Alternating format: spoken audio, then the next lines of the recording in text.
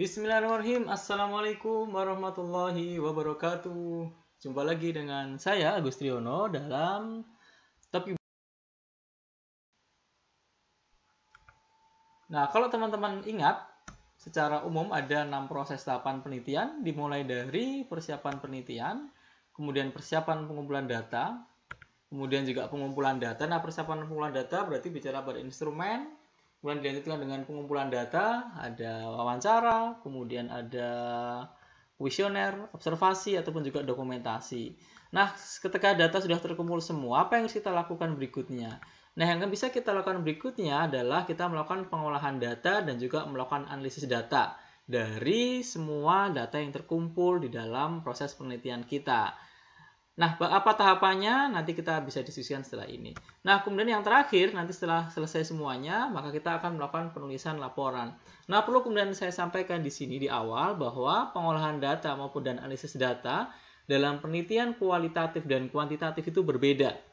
Nah, dalam sesi kali ini, saya coba concern dulu kepada topik bahasan kita yaitu pengolahan data dan analisis data dalam penelitian model atau dengan pengumpulan data kualitatif.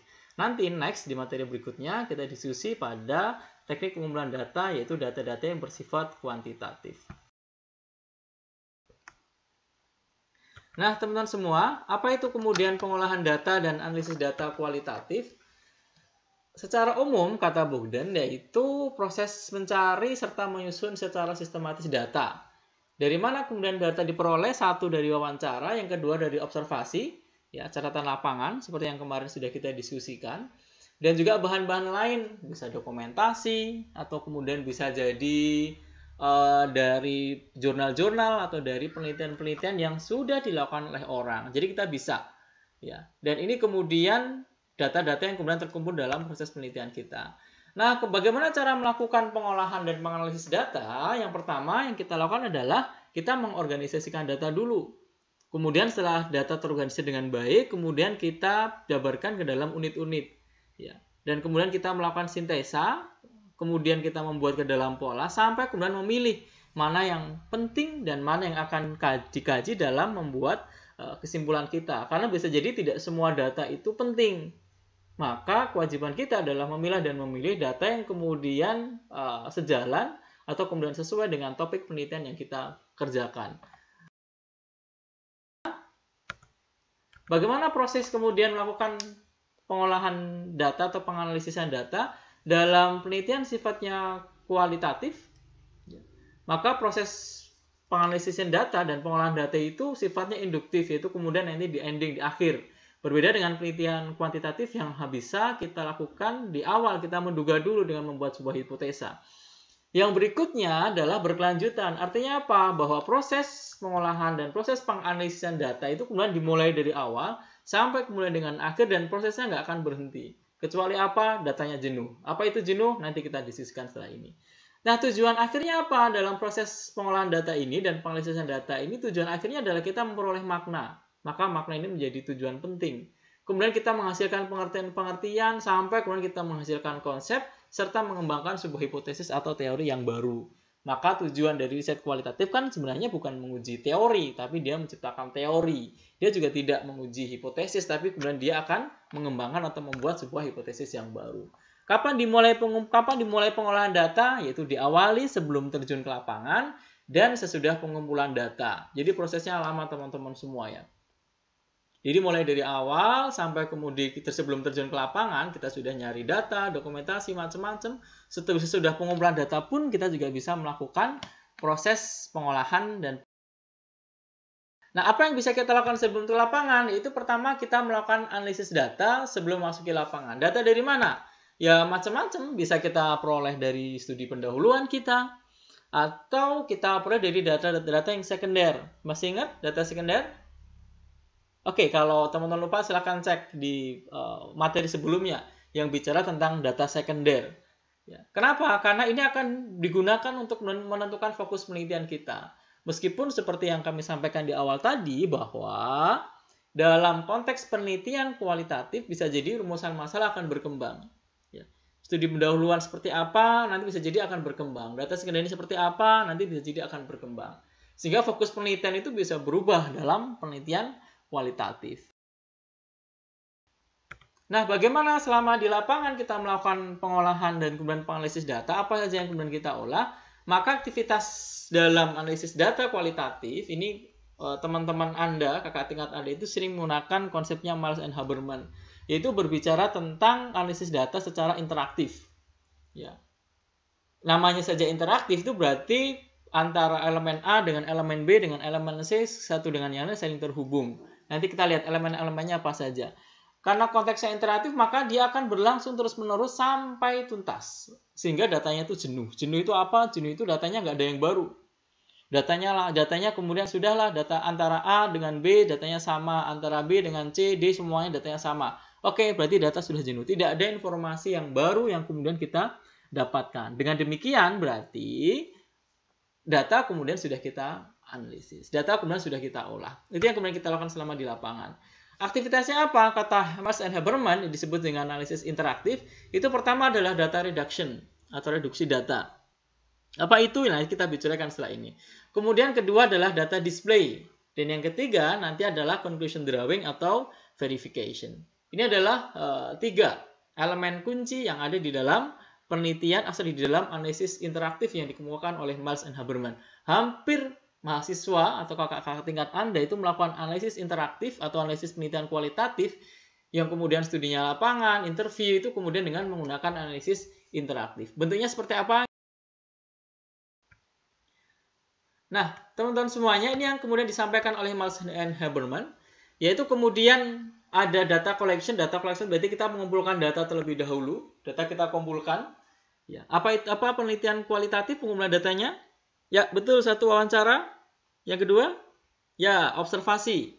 Masih ingat ya, observasi ada dua tipe observasi, partisipan dan non-partisipan. Yang ketiga, ya kita bisa pakai data dokumentasi. Dokumentasi macam-macam ya, bisa film, bisa kemudian berita dan sebagainya. Nah, kalau kemudian data sudah terkumpul, apa yang bisa kita lakukan? Yang berikutnya yang kemudian kita lakukan adalah reduction. Ya, kita kemudian mengurangi dulu, kita memilah dulu. Ya, memilah dan memilih data-data yang kemudian berguna bagi kita, atau kemudian data-data yang kemudian bisa kita gunakan dalam konteks penelitian kita. Nah, kalau kemudian data sudah terreduksi, data sudah terkurangi sesuai dengan kebutuhan kita, maka kita sajikan data itu.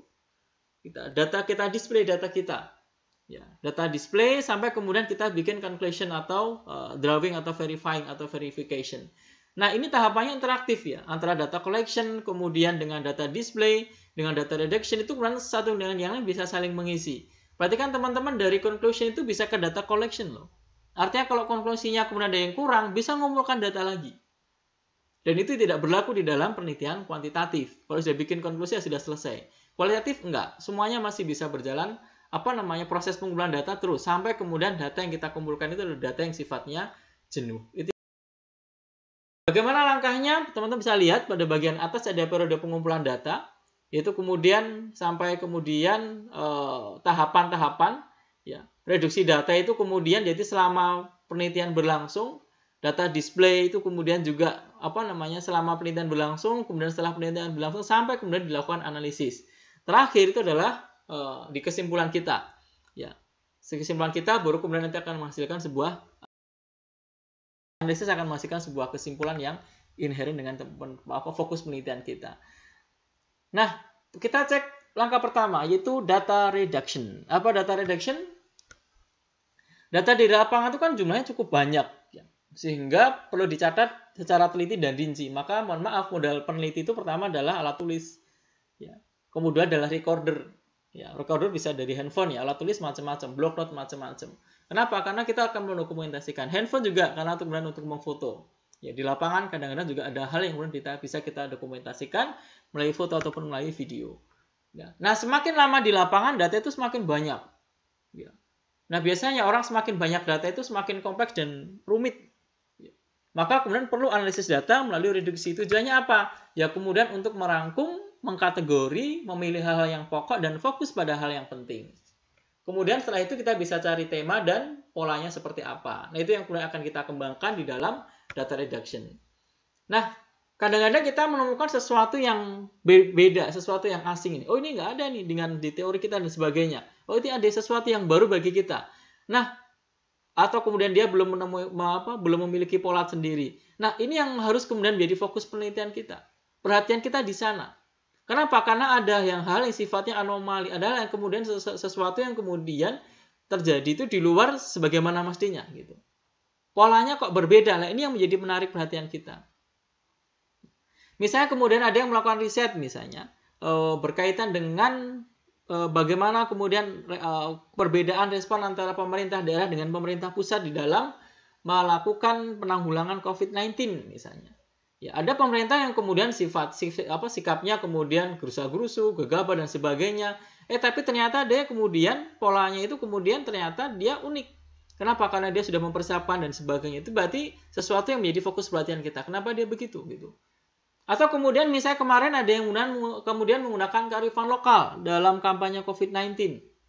Ya, misalnya ada yang kemudian menggunakan pocong di daerah Purworejo kalau nggak salah, maka itu menjadi menarik gitu. Di India juga menarik kampanye kemudian untuk COVID-19, bagaimana dia menaruh ambulans, ya, ada prank gitu, prank orang seperti pasien penderita COVID sehingga orang yang lalu lalang di jalan itu dimasukkan ke dalam ambulans gitu.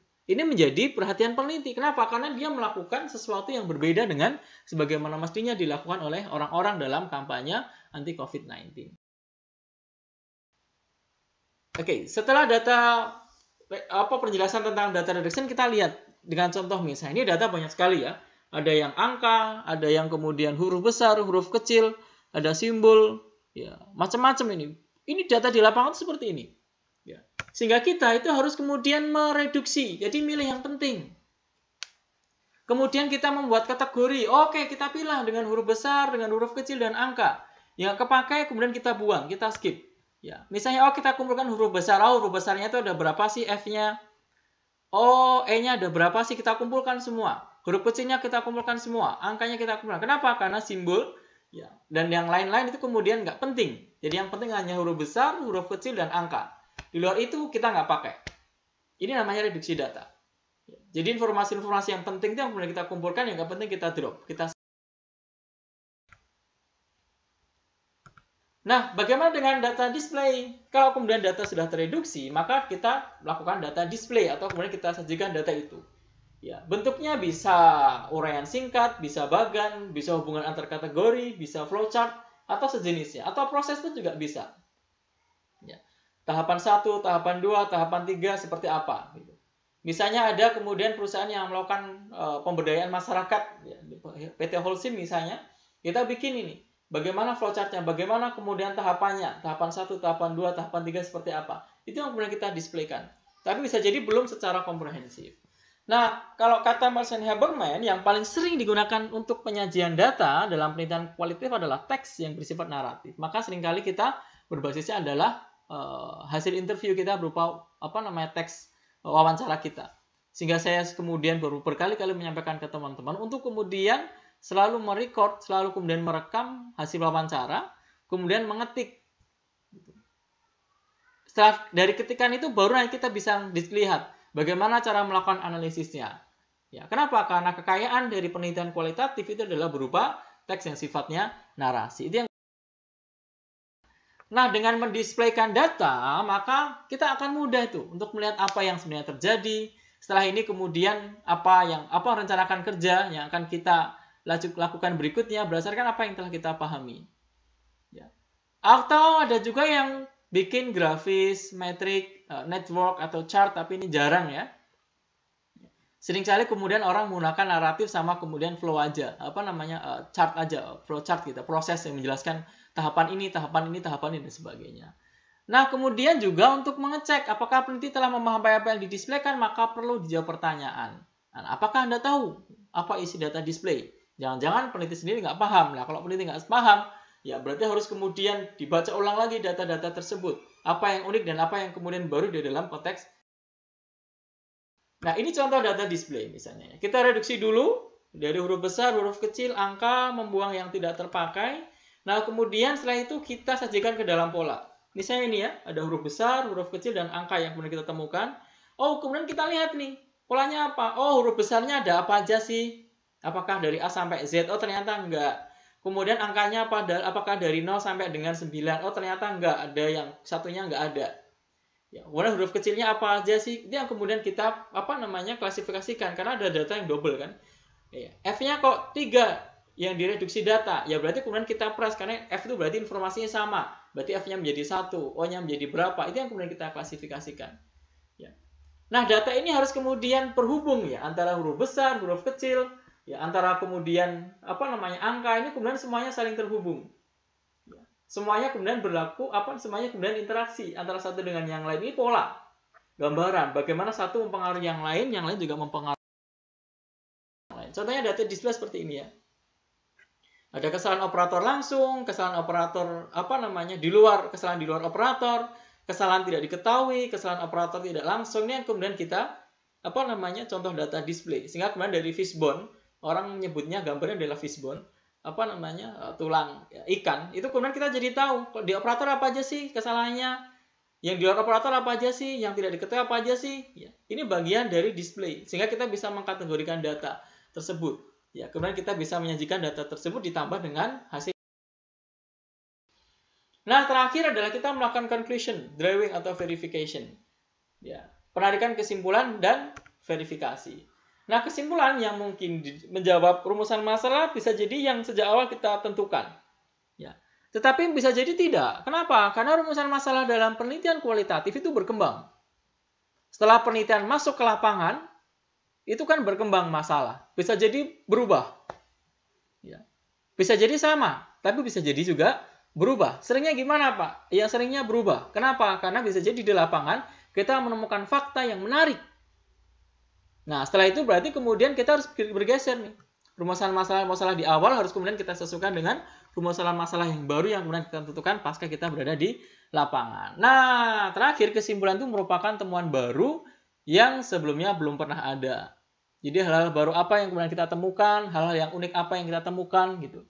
Nah, misalnya dalam konteks riset kami dulu tentang media-media Islam misalnya, maka ternyata yang menarik adalah bahwa media-media Islam yang kemudian tidak terafiliasi oleh organisasi Islam tertentu atau kita kategorikan sebagai unaffiliated itu ternyata lebih banyak lebih populer di website atau di internet. Nah, itu menjadi menarik. Kenapa kok mereka bisa begitu? Bagaimana manajemen pengelolaan mereka?